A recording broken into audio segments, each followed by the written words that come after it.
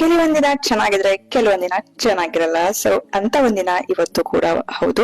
So ಇವತ್ತು ತುಂಬಾನೇ ಬೇಜಾರಾಗ್ತಿತ್ತು, ತುಂಬಾ ಏನ್ ಮಾಡೋದಕ್ಕೂ ಮನ್ಸೇ ಬರ್ತಿರ್ಲಿಲ್ಲ. ಸೊ ಅಂತ ಒಂದಿನ ಇವತ್ತು. ಸೊ ಹಂಗಂತ ಕುತ್ಕೊಂಡ್ರೆ ಕೆಲ್ಸ ಆಗಲ್ಲ ಅಲ್ವಾ. ಸೊ ಹಾಗಾಗಿ ಲಂಚ್ ರೆಡಿ ಮಾಡ್ತಾ ಇದ್ದೀನಿ. ಸೊ ನನ್ನ ಆಫ್ಟರ್ನೂನ್ ರೂಟೀನ್ ಸ್ಟಾರ್ಟ್ ಆಗುತ್ತೆ ಲಂಚ್ ಪ್ರಿಪೇರ್ ಮಾಡೋದ್ರಿಂದ. ಸಿಂಪಲ್ ಆಗಿ ಕಂಫರ್ಟ್ ಆಗಿರೋ ರೆಸಿಪಿಗಳನ್ನ ನಾನು ಮಾಡೋದಕ್ಕೆ ತುಂಬಾ ಇಷ್ಟ. ಇಂಥ ಟೈಮಲ್ಲಿ ನಮ್ಗೆ ಅಮ್ಮಂದ್ರು ನೆನಪಾಗ್ತಾರೆ ಅಲ್ವಾ. ಸೊ ಅವ್ರು ಅಡ್ಗೆ ಮಾಡಿದ್ದನ್ನ ನಾವು ಕಮೆಂಟ್ ಮಾಡ್ಕೊಂಡು ಇದು ಮಾಡಿದ್ಯಾ ಅದು ಮಾಡಿದ್ಯಾ ಅಂತ ಮಾಡ್ತಾ ಕೂತಿರ್ತೀವಿ. ಸೊ ನಾವು ಮಾಡ್ಬೇಕಾದ್ರೆ ಗೊತ್ತಾಗುತ್ತೆ ಸೊ ಅವ್ರು ಯಾವ ರೀತಿ ಕಷ್ಟಪಟ್ಟು ಮತ್ತೆ ಪ್ರೀತಿಯಿಂದ ನಮ್ಗೆ ಅಡ್ಗೆ ಮಾಡ್ತಿದ್ರು ಅಂತ. ಸೊ ಬೆಂಡೆಕಾಯಿ ಹುಳಿ ಮಾಡ್ತೀನಿ, ಬರೋದಕ್ಕೆ ತುಂಬಾ ಇಷ್ಟ. ಹಾಗಾಗಿ ಅಡ್ಗೆ ಎಲ್ಲ ರೆಡಿ ಮಾಡಿದ್ಮೇಲೆ ಲಿವಿಂಗ್ ಏರಿಯಾದಲ್ಲಿ ಇರುವಂತಹ ಬೆಡ್ ಶೀಟ್ ಚೇಂಜ್ ಮಾಡ್ಬೇಕಿತ್ತು. ಹಾಗಾಗಿ ಬೆಡ್ ಶೀಟ್ ಎಲ್ಲ ಚೇಂಜ್ ಮಾಡಿ ಕ್ಲೀನ್ ಮಾಡ್ಕೊಂಡೆ. ಆ ನಂತರ ಧೃತಿ ಕರ್ಕೊಂಡ್ಬರುವಂತ ಟೈಮ್ ಆಯ್ತು. ಅವಳು ಯಾವ ಸ್ಕೂಲ್ ಅಂತ ಕೇಳಿದ್ರಿ. ಸೊ ಅವಳು ಲಿಟಲ್ ಎಲಿ ಅಂತ ಬನಶಂಕರಿ ಥರ್ಡ್ ಸ್ಟೇಜ್ ಅಲ್ಲಿ ಇದೆ.